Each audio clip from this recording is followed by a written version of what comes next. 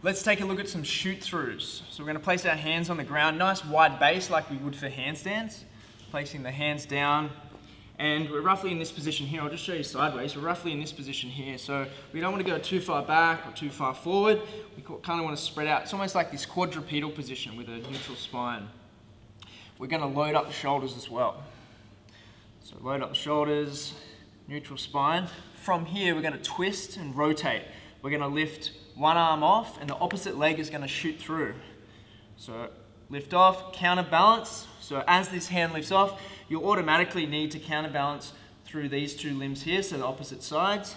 And then we shoot this leg through, place it back on the floor, and also place the hand down too. So opposite side, shooting through, place the hand, place the foot. Here to here.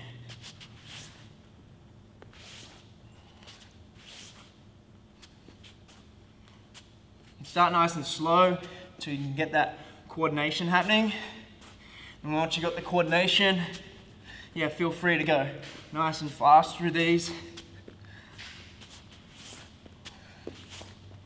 Shooting through and always coming back into that neutral position every time.